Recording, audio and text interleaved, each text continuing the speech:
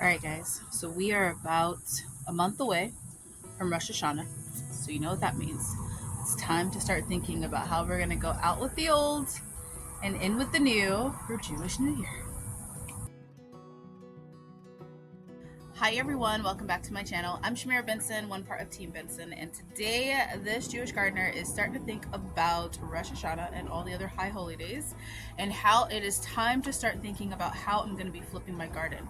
So what am I going to be doing for the fall? So I'm going to take you guys on a little bit of a garden tour. We're going to talk about what's coming out because by next month I need to start preparing my soil for the fall, which is my October planting, which means compost, letting the soil rest, letting the worms eat all those roots down there, put some worm castings into my garden by letting the worms eat. We no longer need to add the worm castings because we have the worms. So let's just do a quick tour, talk about what's going out and talk about what's coming in. So first things first is the Armenian cucumber. Now, guys, this thing, I need to get some of these off of there. I've let that one stay on for seeds. And then if you come all the way out here, let me take this down. I didn't even know that I had another one in there, but I do. It's right over there and has broken one of my pots. So I am gonna be grabbing that one, but the Armenian cucumber is going to stay for just a little bit longer, and here's why. So guys, I don't know if you've noticed this in some of my videos where I'm doing the Armenian cucumber, but it makes my camera jump.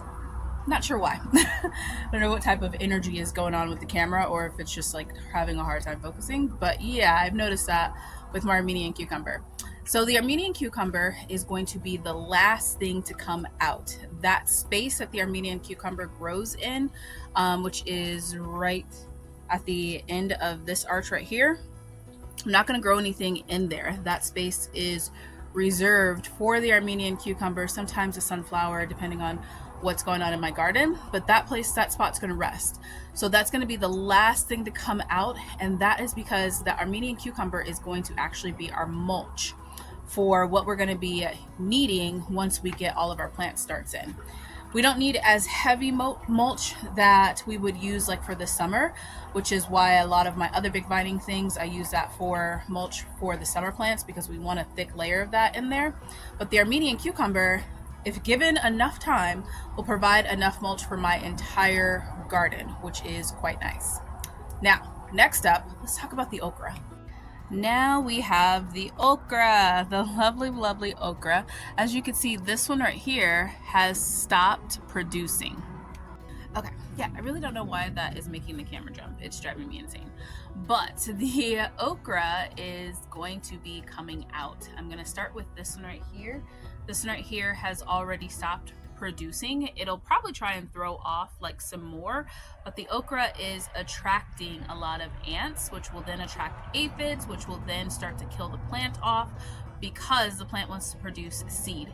So when you get to that point in your garden where like everything is attacking your plant, it's usually the plant saying, I'm done, I'm over it, like I did what I came here to do, got you a freezer full of okra, now let me go. Now I'm not going to be saving seed. Well, actually there are 3 okra pods on the last plant that I have just let go because I am saving those seeds, but other than that I don't need that many okra seeds. Typically about 3 okra plants is enough to get our family through the year with okra. When I plant out on our homestead, I'll probably be planting out maybe like another like 3 plants and like double that. That way I have enough to share. But for right now, it's more important for me to get this space right here ready for the fall. So I want to start getting those worms really active, which means I am going to start cutting out the okra plants. That okra is going to be perfect to go up to our land so that I can start filling more garden beds with just different, byproducts of the garden down here. And then I'm going to start feeding that area, which means all of the Armenian cucumbers that we have like skinned and stuff like that, or just extra ones that we haven't been able to like eat because it is producing like crazy, or even the one that I save for seed that won't taste as well, I'm going to chop that up and bury that in this part of the bed so that then the worms have something to eat. That's going to give them something to eat, and then they're going to produce more worm castings. Now, what about the Malabar spinach and the beautiful holy basil? So guys, the lovely Malabar spinach is staying, but it is definitely going to get a trim. Now, Malabar spinach is one of those things that I think it has a strong flavor, so we don't eat it like every day, but we do eat it probably about like once a week or once every 2 weeks. But I do, since it grows like crazy, I do use it for different types of building of compost and different things like that. So the Malabar spinach will be getting a nice trim. We'll be taking a lot of that up to our land. Now, Malabar spinach is happiest when it is hot, so it's not going to do like amazing in the spring or in the fall, but it will survive. If I do it right, it'll survive the fall, and then it'll just continue to grow, and it'll grow back twice as big come the next spring. I'm not sure I love the Malabar spinach being in this space right here. I prefer it in its normal space, which is up on the front part of the arch.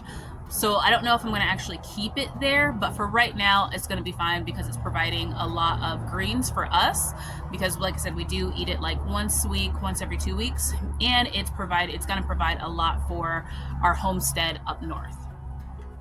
Now, as far as the holy basil is happy right now. It's doing really, really well. It's going to be staying right here in this pot. I love the smell of holy basil. It smells really good. And we are going to be taking the seeds off these. So all of the little seed pods that made when it flowered, I'm going to be taking those off, and then I'm just going to sprinkle those around my land. Like, we have 40 acres of just like wilderness, so I'm not really too concerned about some type of a mint or something like that taking over, so I'm just going to sprinkle it around. It'll be some good food for the deers and the cows that roam free around on our property, and elk.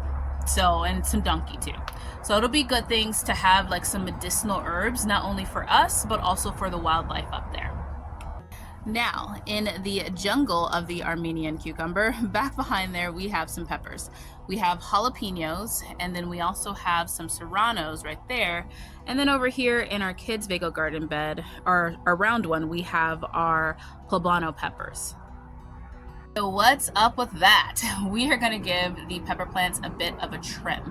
So pepper plants, if you guys don't know, can survive and just keep growing, depending on the pepper plant and depending on how you treat it. Jalapenos, serranos, and poblanos, shishito peppers are another one that will last. Those ones will be coming back to my garden for the fall. So all of those will do really well. And a lot of times I just trim them down, kind of reshape them, and then let them grow back out. Got distracted by a little bee. Now, what about this medicinal mess? The only thing that really survived is going to be my evening primrose, which I love. Actually, this one is the snapdragon. This one is the evening primrose. There we go. Yeah. So I love that. I am going to be trimming up all of this and once again using it for mulch. I'm a little worried about using it for too much mulch because all of these flowers are in here. So maybe I'll just use that for mulch up on the land where we're trying to plant some of the trees.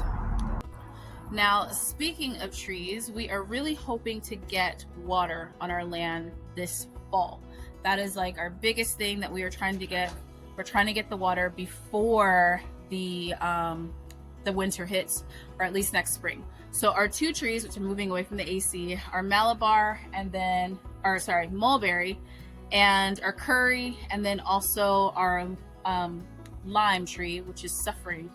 They need to be planted in the ground. So that is going to be something that we are really focusing on, is being able to get the water up there, and then be able to plant those. That way we can deep water them for the first couple of like months, and then they'll be fine.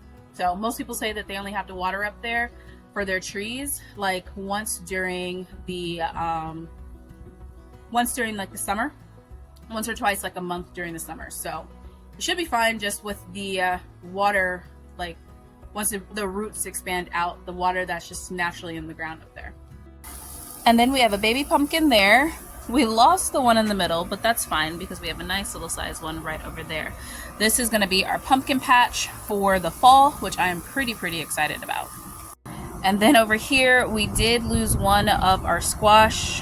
We lost this one over here, but it's okay. We have 1.5 growing over here, so we'll see how that goes. Okay guys, so we're only gonna do the indoor starts over here because in my laundry room, where my other grow room is, I'm doing laundry. So as you can see, I have a hard time regulating the temperature in my house to grow starts, so I lost a lot, including my black cherry tomatoes. This one might be a black cherry tomato, I'm not 100% sure, but I'm gonna go ahead and I'm just gonna replant some right in these like little sections here and see if I can get some to pop up. These ones are the big beefsteaks, which those two look fine. We have the habanero, which is good, and then my favorite peppers, all of those are doing good. The leeks are okay, but all the fennel we lost. And then in here we have some basil and some kale that's doing okay. Kale I always, or like the greens I always have a hard time with. So yeah, I don't know. Regulating temperature in the house in order to get good starts, that's always the issue.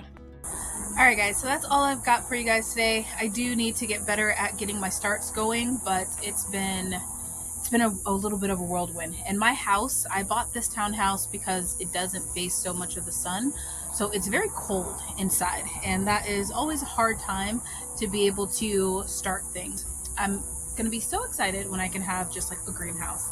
Eventually, that's gonna come, it's gonna happen. But until next time, grow yourselves a garden, because even a small space can provide you with tons of food. And I'm gonna be making more videos this week, guys, so that then we can get back on track. All right, bye guys.